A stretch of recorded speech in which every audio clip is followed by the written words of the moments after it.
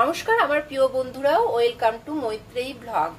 আজকে আমি তোমাদের কাছে নিয়ে এসেছি প্রভু জগন্নাথ দেবের রথযাত্রা উপলক্ষে প্রভু জগন্নাথ দেবকে কিভাবে মালপোয়া তৈরি করে আমি নিবেদন করব, তাই তোমাদের কাছে শেয়ার করে দেখাবো।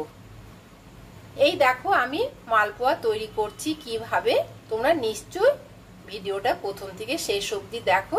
ভিডিওটা দেখলে বুঝতে পারবে আমি কিভাবে তৈরি করছি। ভিডিওটা ভালো লাগলে নিশ্চয়ই তোমরা একটা সাবস্ক্রাইব করতে ভুলবে না। পাশে যে বেল আইকন বা বেল বাটন আছে সেটা প্রেস করলে তোমরা আমার অন্যান্য রেসিপিগুলো দেখতে পেয়ে যাবে।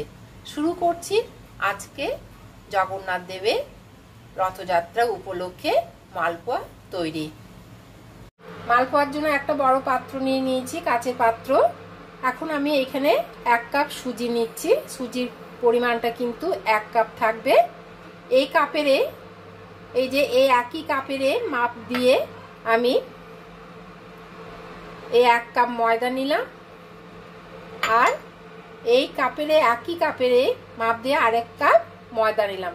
মানে হচ্ছে 2 কাপ ময়দা আর 1 কাপ সুজি দিয়ে আমি দুধ দিয়ে, আর এর সঙ্গে আমি দেব নারকেল কোড়া। এখন আমি এই যে এখানে কড়াই চাপিয়ে দিয়েছি, কড়াইয়ের মধ্যে মৌরিটা ভেজে নেব, ড্রাই রোস্ট করে নিচ্ছি। মৌরি কিন্তু অল্প করে ভেজে নেব, বেশি কিন্তু ভাজবো না। এটা কিন্তু ভাজা বলে না, এটাকে ড্রাই রোস্ট একটু করে নিচ্ছি। হয়ে গেছে, এরপরে নামিয়ে রাখবো। নামিয়ে রেখে এই হামালদিস্তার মধ্যে অল্প করে থেতো করে গুঁড়ো করে নেব, বেশি কিন্তু গুঁড়ো করব না।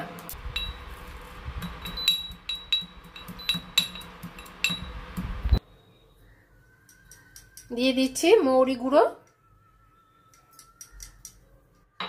দিয়ে ভালো করে একটু মিক্স করে দিচ্ছি।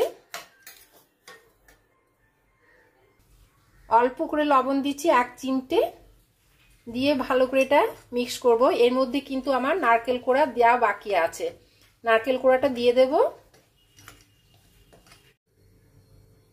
এরপরে এখানে 1 চামচ মিষ্টি দিয়ে দিলাম, আর নারকেল কোড়াটা দিয়ে দিচ্ছি। দিয়ে ভালো করে দুধ দিয়ে, অল্প করে দুধ দিচ্ছি আগে প্রথমে। এখানে জল দিয়েও করা যায়, যে যেমন ভাবে করতে পারে।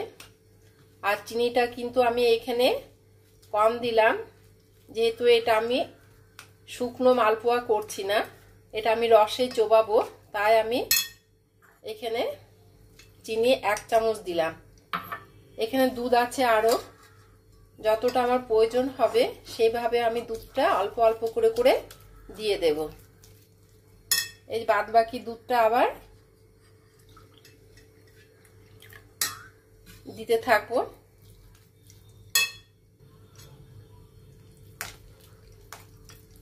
এভাবে ভালো করে মেখে নিয়ে 20 থেকে 25 মিনিট রেখে দিতে হবে। 20-25 মিনিট রাখলে এইখানে সুজি দেওয়া আছে, সুজিটা কিন্তু ফুলে উঠবে। মানে ভিজে রাখলে সুজি কিন্তু ফুলে ওঠে।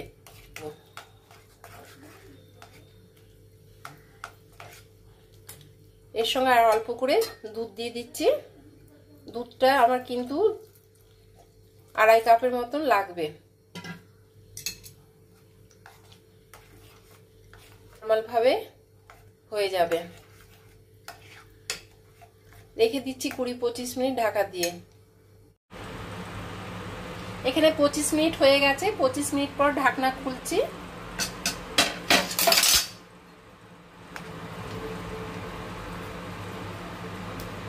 এর সঙ্গে অল্প করে আবার দুধ দিতে হবে, কারণ নেড়ে দেব।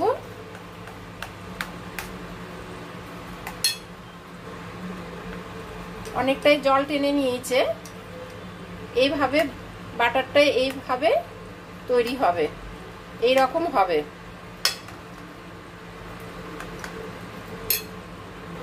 এপাশে কড়াই বসিয়ে দিয়েছি, কড়াইয়ের মধ্যে তেল দিয়ে দিচ্ছি, সাদা তেল, রিফাইন্ড অয়েল বেশি করে দিলাম, অনেকটাই কিন্তু আছে।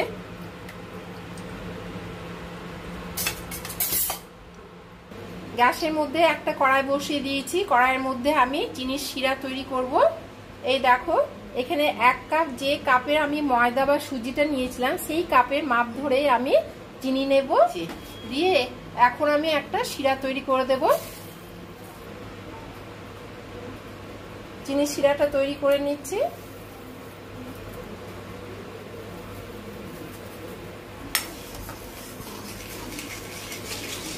এভাবে নাড়তে হবে, নাড়লে কিন্তু চিনিটা গলে যাবে। এভাবে নাড়তে হবে, দেখবে চিনি কিন্তু গলে যাবে।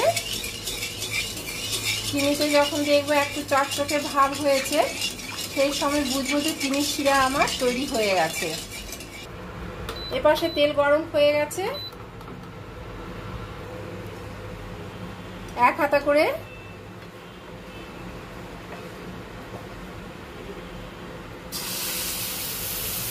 করে দিয়ে দেব।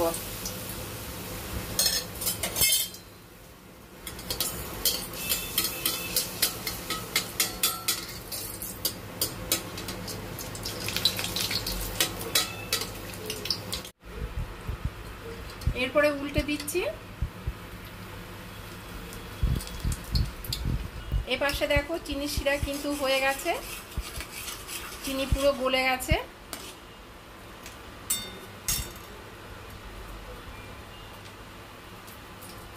দেখো চটচটে ভাবটা এসে গেছে।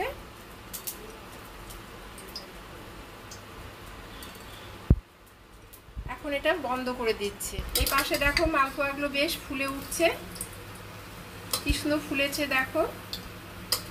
এখন এই গরম চিনি শিরার মধ্যে কিন্তু এই মালপোয়া দিয়ে দেব। দিয়ে দিলাম।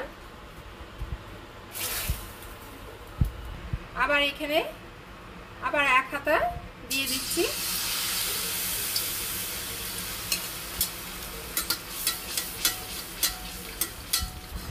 উল্টে দেব।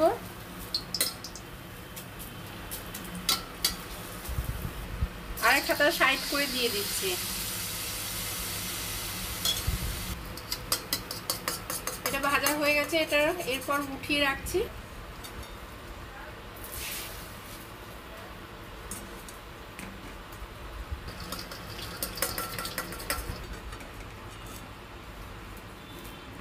কেমন হচ্ছে তোমরা নিশ্চয়ই কমেন্টে জানাবে।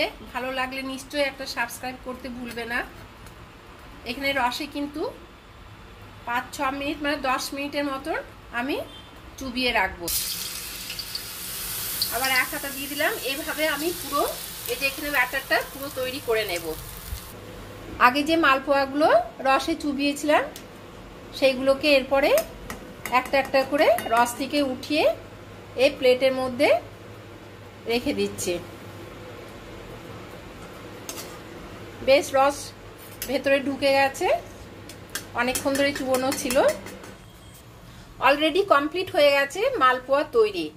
রেসিপিটা তোমাদের কাছে কেমন লেগেছে তোমরা নিশ্চয়ই আমাকে কমেন্টে জানাবে। এছাড়াও একটা সাবস্ক্রাইব করতে ভুলবে না। পাশে যে বেল আইকন বা বেল বাটন আছে সেটা প্রেস করলে তোমরা আমার অন্যান্য রেসিপিগুলো দেখতে পেয়ে যাবে। আজকে এই পর্যন্ত, পরের রেসিপি নিয়ে আবার তোমাদের কাছে ফিরে আসবো। তোমরা ভালো থেকো, সুস্থ থেকো।